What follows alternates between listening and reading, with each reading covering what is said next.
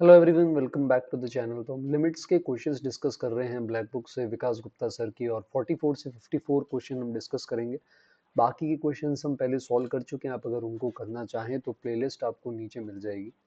तो अभी first 44th question अभी अपन देखते हैं। तो sec x को आप 1 बाय cos x लिख सकते हो, है ना। एलसीएम लोगे तो ये बन जाएगा 1 प्लस cos x अपॉन में आ जाएगा cos x। तो ऐसे एंड यहाँ पर टर्म्स आते जा रहे हैं एंड तक, है ना। तो यहाँ पर 2 की पावर 0 है x के साथ, इसलिए ये x है, फिर 2x 4x, ये n प्लस 1 टर्म्स है यहाँ तक। तो नेक्स्ट आ जाएगा 1 plus cos 2x upon cos 2x, second term. फिर नेक्स्ट आ जाएगा 1 plus cos 4x upon cos 4x। ऐसा लास्ट तक चलता जाएगा मल्टीप्लिकेशन में, 1 प्लस कॉस 2 की पावर nx अपॉन कॉस 2 की पावर nx, ये दे रखा। अब अपन हाफ एंगल फॉर्मूला लगाएंगे। जैसे 10x/2 को तो आप लिख सकते हो sin x/2 upon cos x/2। 1 plus cos x है तो ये हो जाएगा 2 cos square x/2 upon cos x, into में आ जाएगा 2 cos square x upon cos 2x, into में आ जाएगा 2 cos square 2x upon cos 4x, और ये चलता जाएगा 2 कॉस स्क्वायर 2 की power n minus 1x upon cos 2 की पावर nx। अब इसके केस में क्या होगा ना, ये ऑल्टरनेट टर्म एक एक कट हो जाएंगे। जैसे cos x cos 2x cos 4x, तो एक एक टर्म कैंसिल हो जाएंगे। बचे हुए रिमेनिंग जो n+1 टर्म्स है, सब में 2 2 2 2 आ रहा है। तो बाहर हमारे पास, अच्छा, ये cos x/2 भी चला जाएगा, तो बाहर हमारे पास sin x/2 पड़ा है, साथ में 2 की पावर n+1 पड़ा है। नीचे हमारे पास cos के अंदर 2 की पावर nx।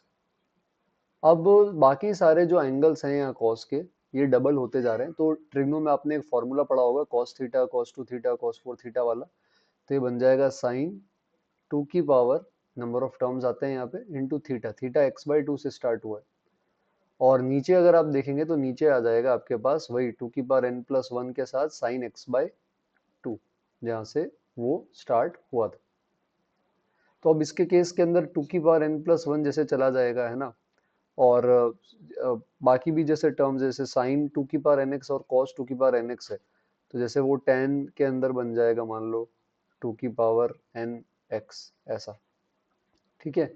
और बाकी भी रिमेनिंग, जैसे यहाँ पे 2x बचा है ना, ये तो आई थिंक कट ही हो जाएगा। तो ये जैसे 2x बचा है, तो अब ये जो 2 की पावर, इसमें स्टैंडर्ड लिमिट बना सकते हो आप। 2 की पावर nx से डिवाइड मल्टीप्लाई कर देंगे तो tan वाला पार्ट स्टैंडर्ड लिमिट बन जाएगा, x कट जाएगा और 2 की जो पावर बचेगी वो आंसर आ जाएगा। तो अच्छा सवाल है।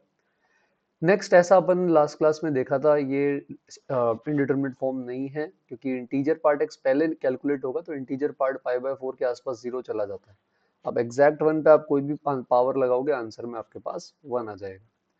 46 भी सिंपल है। इसके अंदर आप एक्स स्क्वायर के दो पार्ट्स कर दो, एक एक्स इसको दे दो, एक एक्स इसको दे दो। इसमें स्टैंडर्ड लिमिट अगर आप बनाओगे तो ये n आ जाएगा। बाकी वाले पार्ट में जैसे आपने डिवाइड किया x से, तो ये बन जाएगा a minus N into N minus one equal to 0। क्योंकि n 0 नहीं है तो इस पार्ट को आप 0 करोगे, तो जब आप a minus N into N minus one को 0 करेंगे तो यहाँ से ट्रांसपोज करने पर आपके पास बड़े ही आराम से a की वैल्यू आ जाएगी। 47th क्वेश्चन एक्चुअली कई जनों को 12th में लिमिट्स के वक्त नहीं पढ़ाया जाता है, ये डेफिनेट इंटीग्रेशन के वक्त पढ़ाया जाता है। उसका कंसेप्ट है लिमिट एज अ सम का। तो जिनको पता है बता दूं करना कैसे है। तो इसकी वैल्यू को आप y मान लो। मल्टीप्लाई में हम ऐसे लिमिट एज अ सम नहीं लगा सकते, उसके लिए एडिशन होना चाहिए। पर अभी हम लॉग ले लेंगे दोनों साइड, तो ये हो जाएगा 3n³ ये तो जैसे पावर में, तो अभी मैं इसको y मान लेता हूँ। अब लॉग ले लो, तो जैसे n फैक्टोरियल होता है 1 2 3 4 से लेकर n का प्रोडक्ट, नीचे n की पावर n है, तो हर एक टर्म को अपन n n n दे देते हैं। तो 1/n 2/n 3/n ये सब r/n हो जाते हैं। ठीक है।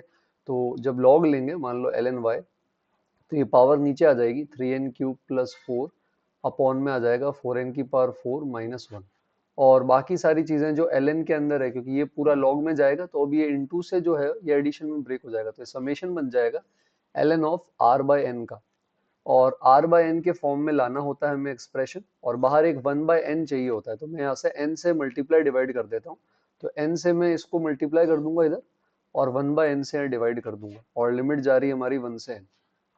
तो अब ये तो लिमिट हो जाएगी जो आपको कैलकुलेट करनी आती है, 3n की पावर 4, 4n अपॉन 4n की पावर 4 माइनस 1, ये 3/4 आएगा लिमिट लगाएंगे तो।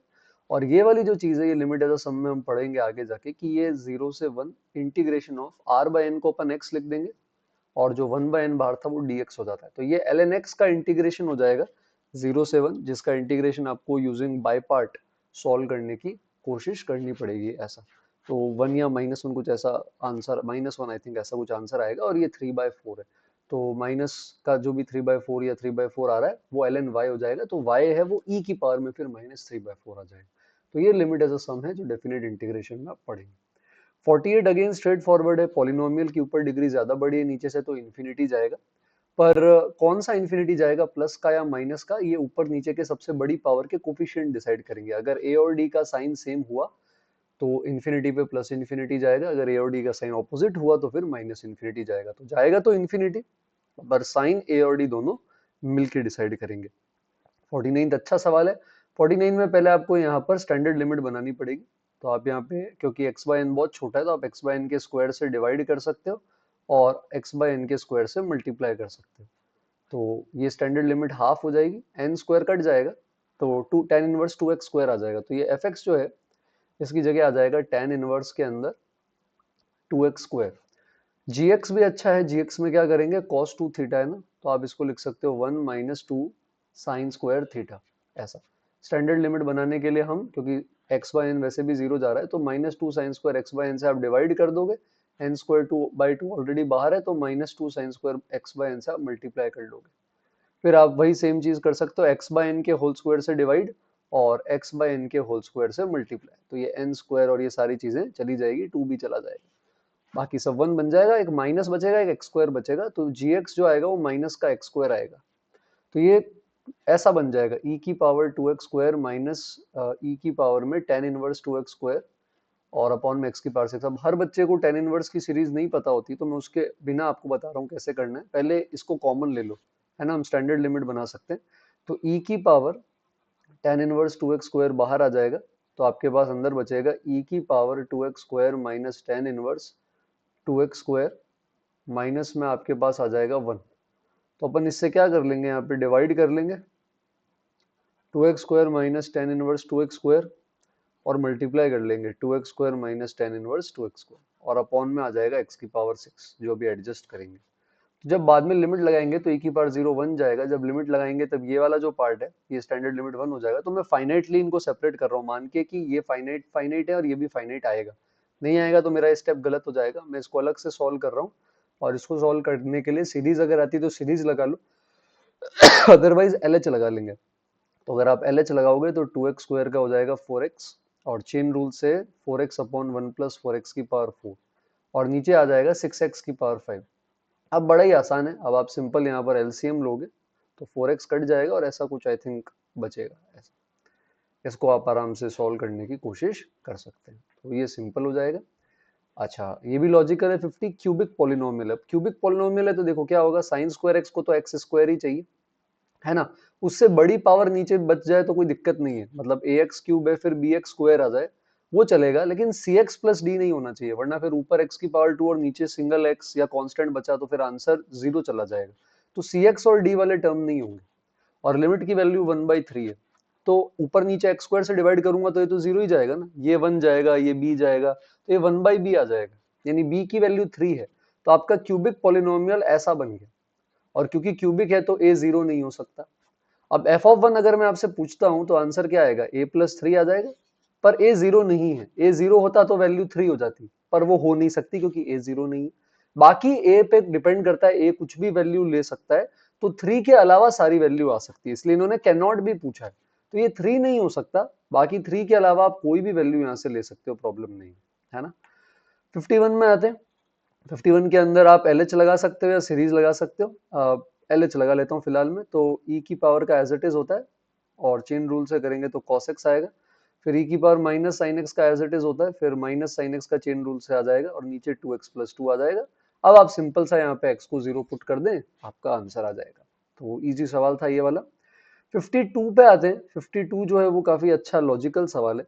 तो ये जो पॉलिनोमियल है ये इसके रूट्स हैं और इसका कोफिशिएंट 1 ही है, तो लीडिंग कोफिशिएंट 1 रखते हुए अपन इसके फैक्टर कर देते हैं। फैक्टर कैसे हो जाएंगे, x minus x1, x minus x2, x minus x3, so on, ये चलता जाएगा कहाँ तक, x माइनस xn तक। अब ये जो इन्होंने पूछा x1 minus x2, x1 minus x3, x1 minus x4, तो ये यहाँ रखने पर आता है x1 minus x2, x1 minus x3। तो अभी इसका कोई काम नहीं, यहाँ रख दिया तो ये भी जीरो चला जाएगा, ये रूट है तो ये भी जीरो चला जाएगा। तो अपन x माइनस x1 को नीचे डिवीजन में भेज देंगे ना, तो ये ऐसा बन जाएगा ऊपर, और नीचे आ जाएगा x माइनस x1, और राइट साइड के अंदर आपका ये पूरा पार्ट बच जाएगा x माइनस x2 से यहाँ। अब आप दोनों साइड लिमिट लगा दो एक्सटेंडिंग टू x1, इस पे भी और इस पे भी। तो राइट साइड में तो जब आप इस पे लगाओगे तो यहाँ x1 minus x2, x1 minus x3, x1 minus xn वही बचेगा जो हमें चाहिए। लेफ्ट साइड में 0 बाई 0 बनेगा, उसके लिए आप LH लगा सकते हो। तो LH लगाओगे तो आ जाएगा nx की power n minus 1 plus a और नीचे 1। अब आप इस x में x1 रख दोगे तो ये nx1 की power n minus 1 plus a बन जाएगा। 53 के अंदर सीरीज एक्सपेंशन लगा देंगे क्योंकि x टेंडिंग टू 0 है, ये छोटे छोटे हैं, तो 1 plus nx negative binomial expansion है ना, एक ही टर्म तक लगा दो क्योंकि नीचे sin x को सिर्फ x चाहिए, तो ऊपर नीचे मैं x से डिवाइड करने वाला हूँ, और यहाँ पे लगा देंगे तो 1 माइनस 1/4 इंटू 2 tan x आ जाएगा। नीचे आपका sin x plus tan square x है, तो अब यहाँ पे क्या होगा, 1 तो कैंसिल हो जाएगा। अब ऊपर नीचे x से डिवाइड कर दो, यहाँ भी है ना, यहाँ भी, इधर भी, इधर भी, तो ये sin square x by x और tan square x by x है तो जीरो जाएंगे क्योंकि इनको कम x मिला है ना, ऊपर बच जाएगा ये। But tan x by x और sin x बाय x 1 जाएंगे, और साथ में ऊपर ये प्लस का 2/4 यानी कि हाफ बचेगा। तो सिंपल था ये। लास्ट वाला भी डिटर्मिनेंट का है, जिनको खोलना आता है ना, मतलब फिजिक्स में अभी तक आपने क्रॉस प्रोडक्ट पढ़ा होगा तो वैसे ही इसे एक्सपेंड करना है, जिन्होंने डिटर्मिनेंट पढ़ा उनको ऑफ कोर्स आता होगा। तो आप क्रॉस मल्टीप्लाई करोगे यहाँ तो x cos x के साथ आ जाएगा x माइनस 2x, फिर माइनस का 2x sin x है, उसके साथ आपके पास आ जाएगा 1 और माइनस में 1 इंटू 1 यानी कि 0 बन जाएगा, और x tan x है, x tan x के साथ आ जाएगा 2x माइनस x ऐसा, और नीचे x स्क्वायर पड़ा है आपके पास, तो ये बन जाएगा आपके पास minus x square cos x plus x square tan x upon में एक्स स्क्वायर। अब एक्स स्क्वायर तो चला ही गया है, फिर आप x को 0 पुट कर देंगे। तो ये हमारी लिमिट्स की विकास गुप्ता ब्लैक बुक की एक्सरसाइज थी, सिंगल करेक्ट वाली, और नेक्स्ट चैप्टर हम कल से स्टार्ट करेंगे। तो अगर आपको चैनल अच्छा लग रहा हो और आपका मन हो कि आप साथ में फॉलो करना चाहते हैं मैथ्स की कोई भी तैयारी से रिलेटेड वीडियोस या जेई से रिलेटेड वीडियोस, तो ज़रूर सब्सक्राइब करें, लाइक करें, शेयर करें आपके फ्रेंड्स के साथ भी, और कमेंट कर सकते हैं आपके सजेशन। नए चैप्टर के साथ कल मिलेंगे, तब तक के लिए थैंक यू एवरीवन।